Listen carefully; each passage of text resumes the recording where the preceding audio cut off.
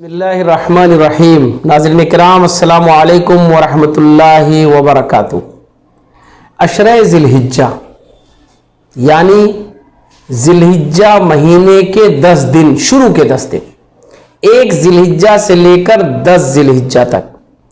10 ज़िलहिज्जा के बारे में बहुत ज़्यादा कहने की ज़रूरत नहीं है। 10 ज़िलहिज्जा को हम कुर्बानी करते हैं तो सबको याद है, सब उसकी तैयारी करते हैं। कुर्बानी का दिन होता है, गोश्त खाने का दिन होता है, 2 रकअतें नमाज पढ़ने का दिन होता है, ईद उल अजहा की नमाज अदा की जाती है। इसलिए 10 ज़िलहिज्जा सबको याद है। आज ही से डिक्लेयर है कि 10 ज़िलहिज्जा किस तारीख को पड़ेगी। लेकिन 10 ज़िलहिज्जा से पहले 9 दिन होते हैं। 1 ज़िलहिज्जा से लेके 9 ज़िलहिज्जा तक ये जो 9 दिन होते हैं, इसकी अहमियत को हम हुज्जाज किराम के पस मंजर में समझते हैं। जो लोग हज करने जाते हैं, हम जानते हैं कि वो लोग इन 9 दिनों में बहुत अहमियत के साथ वहां पहुंचते हैं और खास तौर पर 8 ज़िलहिज्जा, 9 ज़िलहिज्जा उनके लिए बहुत अहम होता है कि 8 ज़िलहिज्जा को वो मिना जाते हैं और 9 ज़िलहिज्जा को वो आरफा जाते हैं और आरफा से 9 ज़िलहिज्जा कि शाम में वापसी करते हैं, मुजदलफा में रात रुकते हैं और 10 ज़िलहिज्जा को वो हज के अपने बुनियादी कामों को फारिग होकर के और इहराम को उतारते हैं, कुर्बानी करते हैं। उस पस मंजर में हमें हज के अय्याम का अंदाजा होता है।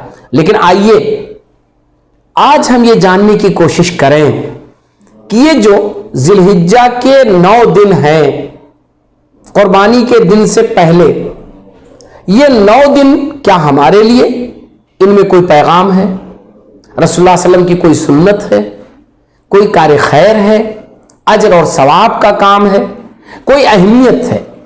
आइए इस पस मंजर में हम इन 9 दिनों को जानने की कोशिश करें। 2 चीजें हैं इन 9 दिनों में जो हमारे लिए याद रखने की है और बहुत काम की है। पहली चीज है कि नबी करीम सल्लल्लाहु अलैहि वसल्लम अशरे ज़िलहिज्जा को बड़ी अहमियत देते थे, बड़ी अहमियत देते थे। अशरे ज़िलहिज्जा यानी रसूलुल्लाह सल्लल्लाहु अलैहि वसल्लम 1 ज़िलहिज्जा से लेकर के 9 ज़िलहिज्जा तक अक्सर व बेशतर रोजे रखते थे, इबादत का दिन में एहतमाम करते थे, इन दिनों को याद करते थे। शुरुआत आप ऐसे करते थे कि आप 1 ज़िलहिज्जा से लेकर के और 9 ज़िलहिज्जा तक पाबंदी करते थे और 10 ज़िलहिज्जा को आप अपने नाखून बाल तराशते थे, काटते थे। इन 10 दिनों में नबी करीम सल्लल्लाहु अलैहि वसल्लम ये सब नहीं करते थे और आपने फरमाया कि जो शख्स कुर्बानी करना चाहता हो उसे चाहिए कि फिर वो 1 ज़िलहिज्जा से लेकर 9 ज़िलहिज्जा तक पाबंदी करे कि ना अपने नाखून काटे ना बाल काटे। ये एक खुद अमल है जो नबी करीम सल्लल्लाहु अलैहि वसल्लम ने हमारे और आपके लिए बतलाया। गोया ये अमल करने का अजर बहुत है, तभी नबी करीम सल्लल्लाहु अलैहि वसल्लम ने मना फरमाया। इन अय्याम में रोजे की बड़ी अहमियत है।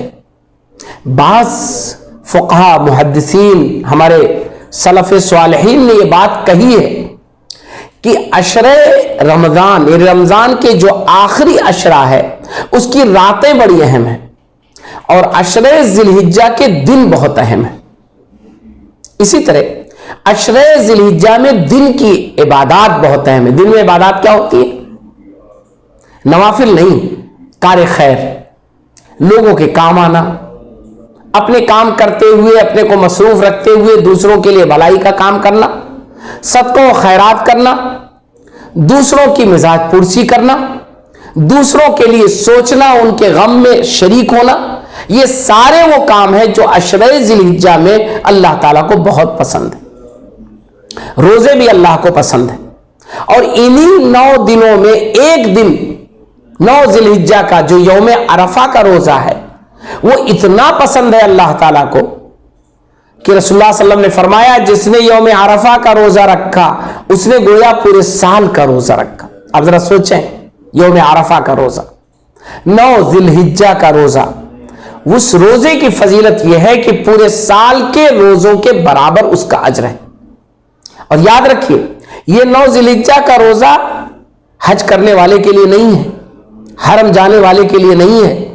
हज की नियत से مکے جانے والے کے لیے نہیں ہے، عرفہ کے میدان میں جانے والے کے لیے نہیں ہے، یہ اس کے لیے ہے جو حج پر نہیں گیا ہے، ہمارے اور آپ کے لیے ہے جو یہاں مقیم ہے، اپنے اپنے گھروں پر ہے۔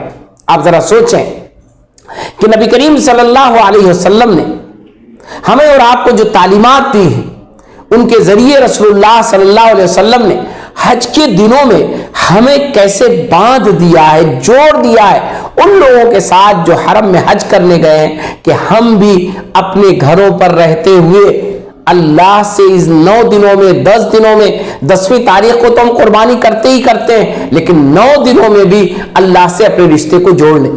اور اگر غور کیا جائے تو اندازہ ہوگا جو لوگ حج پر گئے ہیں، جو وہاں اکٹھا ہوں گے، وہ تو حج کے ارکان کریں گے، حج سے لطف اندوز ہوں گے، حج کے نتیجے میں جو کار خیر ہے وہ کریں گے، جو نیک اعمال ہے وہ کریں گے اور ان کا اجر بڑھ جائے گا۔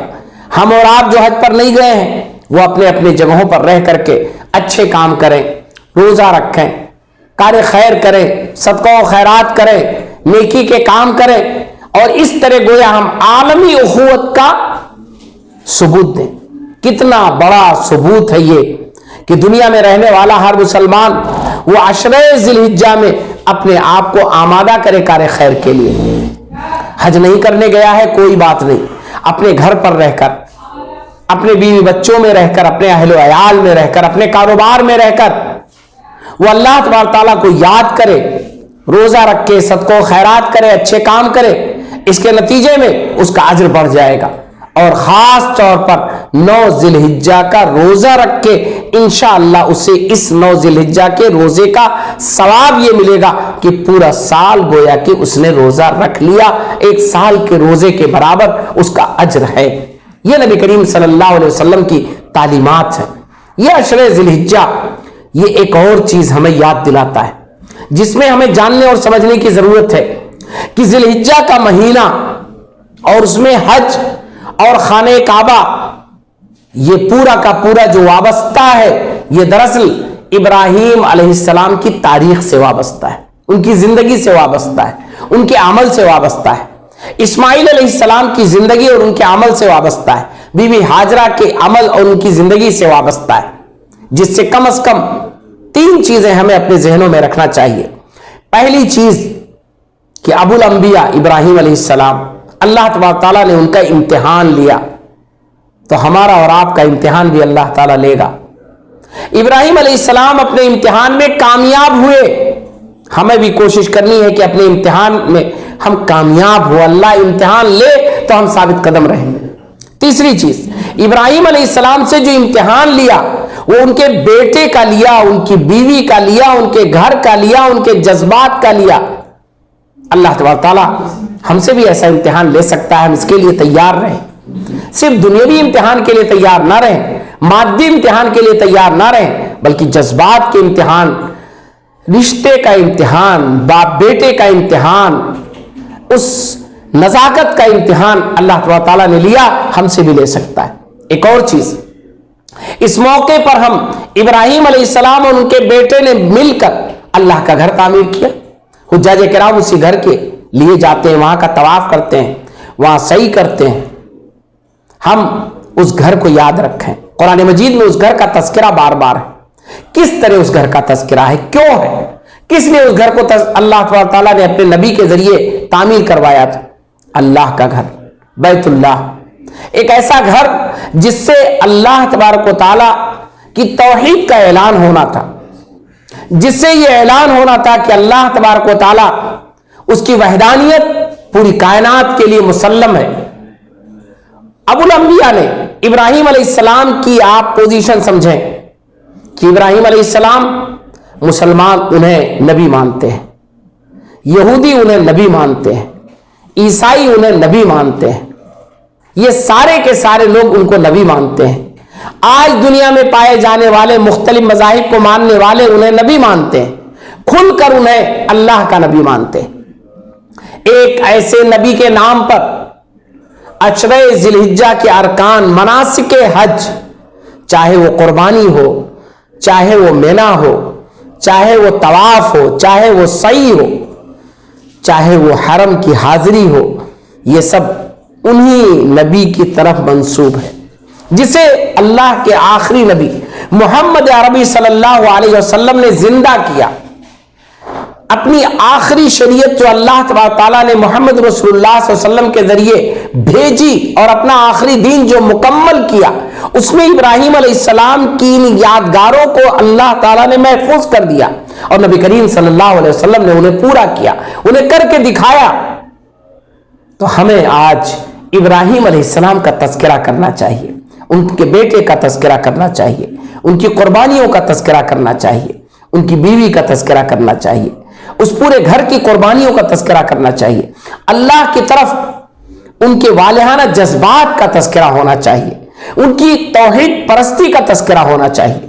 اللہ تبارک و تعالیٰ کو توحید کے طور پر انہوں نے کیسے جانا، اور قرآن میں وہ منظر جو کھینچا گیا ہے کہ انہوں نے کہا کہ یہ تو میرا رب نہیں ہو سکتا کیونکہ یہ ڈوب رہا ہے، یہ میرا رب نہیں ہو سکتا ہے کیونکہ اس پر سورج غالب آ رہا ہے، یہ تو میرا رب نہیں ہو سکتا کیونکہ اس کے اندر یہ کمزوری ہے. میرا رب تو وہی ہو سکتا ہے جو نہ کبھی ڈوبے، نہ کبھی ہارے، نہ کبھی مغلوب ہو، نہ کبھی کمزور پڑے. میرا رب وہی رب ہوگا جو اس پوری کائنات کا خالق و مالک ہے. آج اس عشرہ ذی الحجہ میں اسے بھی یاد کرنے کی ضرورت ہے. ابراہیم علیہ السلام کی زندگی، ان کے بیٹے کی زندگی، ان کی بیوی کی زندگی اور نبی کریم صلی اللہ علیہ وسلم کے ذریعے خانہ کعبہ کی اہمیت، خانہ کعبہ کی مرکزیت اور عالم اسلام کے لیے، پوری دنیا کے مسلمانوں کے لیے زندگی میں ایک بار وہاں کی حاضری اور حج کے ذریعے ایک عالمی اخوت کا پیغام، یہ وہ ساری چیزیں ہیں جو ہم اپنے گھر بیٹھے بھی یاد کر سکتے ہیں.